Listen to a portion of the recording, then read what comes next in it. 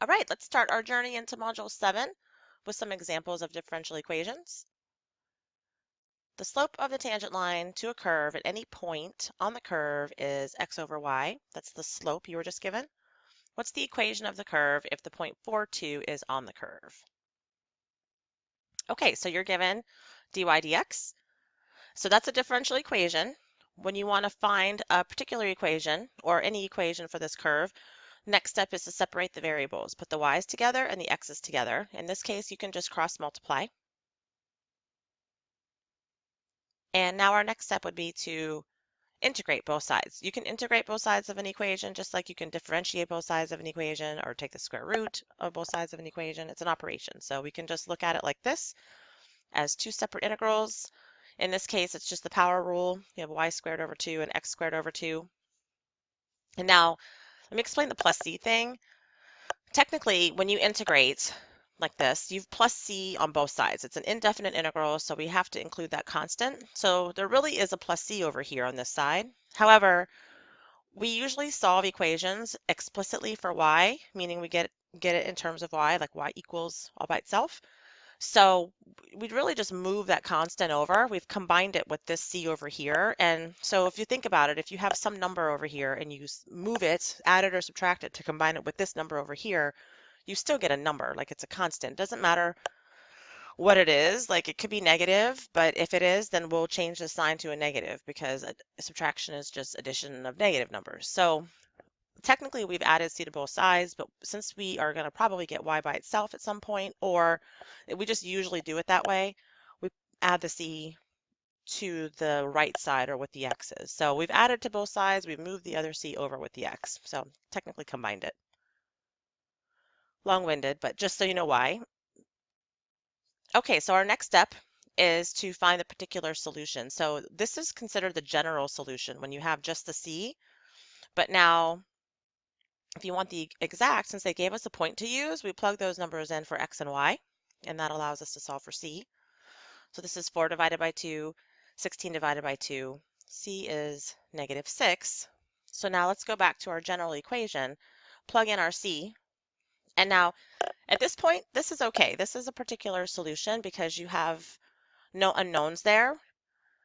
However, it just depends on the type of assignment you're doing, I guess. If it's a multiple choice question and your answer doesn't look like this or none of the choices, then play with it a little bit and see if you can get it to look at your choices. So in this case, I moved the 1/2 x squared to the left side, got it over there with the y. I know this goes against what I said a minute ago about solving for y.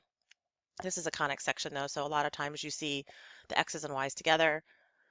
And then you usually see this front term. You see that as a positive number and usually not a fraction. So let's multiply this by -2. And if you multiply that by -2, it equals +1. If you multiply this by -2, you get -1, and then you get +12. So that's a prettier equation, I guess. Okay, let's do our next one. Find the particular solution for the differential equation dy dt equals 7y, for which the point y of 0 equals 21. So this is our t coordinate, this is our y coordinate. Okay, so again, we're given that differential equation. So in this case, there's no t's, but we just need to get the dt over here. So we would like multiply both sides by dt and it cancels. And then technically you can divide by 7y or just y. For some reason I divided by 7y, but I actually would recommend that you just leave the 7 over here. Just keep it there. And it would be 1 over y over here. Either way, it doesn't matter. You'll still get the same answer. So we'll keep what I did. I'm not sure why I did that. It doesn't matter though. Just know that if you have 1 over 7y, think of it like this. It's really 1/7 times 1 over y, because I don't want you to get tripped up by this, because next step is to integrate. And this is going to be 1 over 7 times the natural log of y. And then the left side is really just a 1. It could have been a 7. Either way, it just looks like t. If it was a 7 here, then it would have been 7t. But if you notice, I can just multiply both sides by 7 now, and it turns into 7t. Again, notice with the c, if I multiply everything by 7, it's going to be 7t plus c. It won't be 7c. Like, it doesn't matter. This is a constant that we don't know. It doesn't matter that I just made it larger. It's just an unknown constant. You don't have to worry about it. It's kind of weird, I know. It's why it's called the arbitrary constant. I'm like quoting my fingers. So next step, I multiply by 7. I could have avoided that step if I would have just kept the 7 over here and integrated 7 dt, and then it would have been 7t already. I would have been at this step in like less than this step. So anyway, either way, it doesn't matter. So now we're here. Let's solve for y. So to undo the natural log, you have to take the power of e to everything. Natural logs and the exponential equation undo each other, just like squares and square roots undo each other. So we've raised everything to the e power. Those cancel, you're just left with y.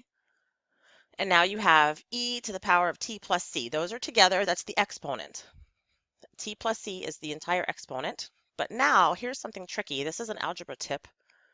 Long time ago, you did this. So this is the next step. You can rewrite this like this, and this is why. Long time ago, when you learned exponents, if you were given x squared times x cubed, you were told to add those, because technically x squared is x times x, x cubed is x times x times x. When they're all written out like that, there's 5 of them. So this is just going backwards. This is already being added. So if they're being added, then you can rewrite it like this. So that's what happened here. E to the t power times e to the c power. Okay, so going back to this weird constant thing, e to the c power is a constant.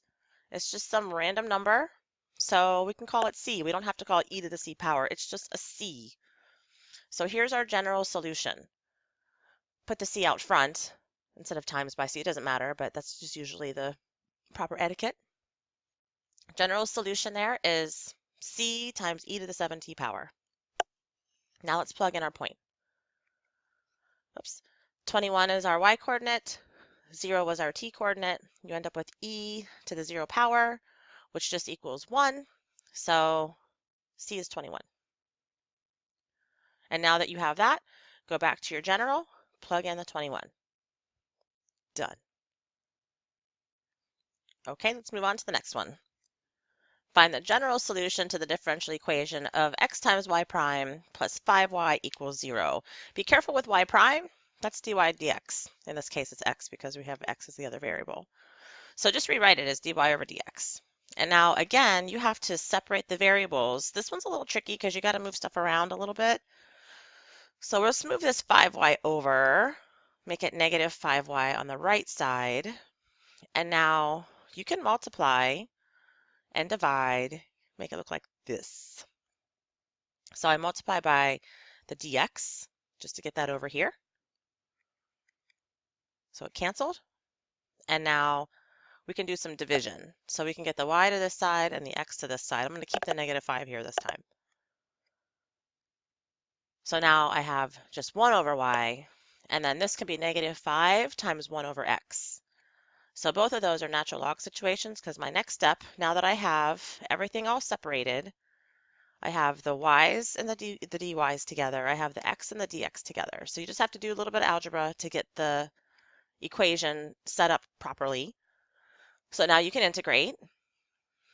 So the left side is natural log of y. And then this is negative 5 times the natural log of x. Again, the plus c just with the x's. So let's do the same thing we did last time, and let's take the power of e to everything. Let's solve for y. Everything is raised to the power of e because those are going to cancel. We cannot cancel anything here because that addition makes it tricky. So we just have a y, and then everything here is the exponent here. Okay, so now let's use that trick again. When you have exponents that are being added, it's really this 2 bases with multiplication between them. And now we can play around with this a little more. Remember, this is just a constant, so we're going to call that c. And now let's focus on that other piece. So let's put the c out front and focus on this piece right here. So log properties, remember if you have a number in the front, technically it's an exponent to the argument of the log. And now look, you have this situation. We can get rid of those e and natural log situations. So this will cancel out. We're going to just end up with x to the negative fifth power. And if you want to rewrite that differently, you can put the x to the fifth power on the bottom because it has a negative exponent. So be careful. Anytime you see e's and natural logs together like that, they cancel. So we have to move that the 5 here, make it the exponent first to the argument, and then this e and this natural log canceled out, and you were just left with the argument. Okay, last one for this video. If dy dx equals sine squared of pi over 4 times y equals 1, x equals 0, find the value of x when y equals 3. So step 1, they give us the situation. We have to separate the variables. This is all one piece here. So I'm just going to multiply by dx and divide by that sine stuff. Big old sine problem. Okay, this is the cosecant.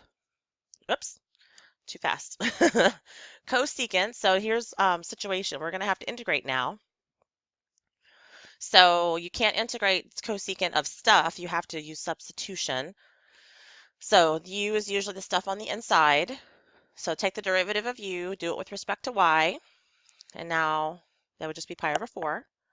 We're going to need to replace, so we're going to replace this with u. So we've taken care of the cosecant squared piece. We need to replace this with our du situation. So let's solve for dy. We need to get dy by itself, so we're going to move this over to the other side. Multiply by the reciprocal. Okay, so now we can rewrite. We've got the cosecant of u, and then the dy is du times 4 over pi. We can just stick the 4 over pi out front. Okay, so now we can integrate this. The integral of cosecant squared is cotangent. I'm sorry, negative cotangent. And then this is a 1, so you end up with an x over here.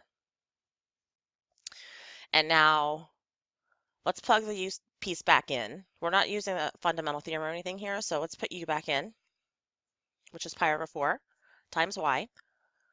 And we're given numbers now. So they gave us y equals 1 and x equals 0. So that's why we needed to go put back in our y, because we needed to plug in our y term here, or a point. So y is 1, x is 0. So you end up with the cotangent of pi over 4 here times negative 4 over pi. Cotangent of pi over 4, you got to know that cold, that equals 1.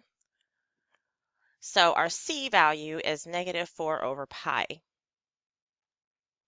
So let's go back to our general equation, which is up here. This was after we integrated, and then we put the y back in. So here's our general, and let's put the c in. C is negative 4 over pi. So that's the step. And now they want us to find the value of x when y equals 3. So that would be our next step. So we're going to put a 3 in for the y here. Let's move on to the next slide. Getting crowded. Okay, so put a 3 right there, and we're solving for x. So this is going to be 3 pi over 4 now. So this is in the second quadrant, cotangent. It's going to be negative 1 this time. And now this turns into a positive. We're going to add this 4 over pi over, and you end up with 8 over pi equals x. Okay, that was quick. I didn't spend too much time on the substitution because that was chapter 5. If you need help with substitution, I would recommend going back and reviewing. Substitution appears quite a bit. You have to be pretty fluent with that so you can get moving in this chapter. Okay, on to the next video.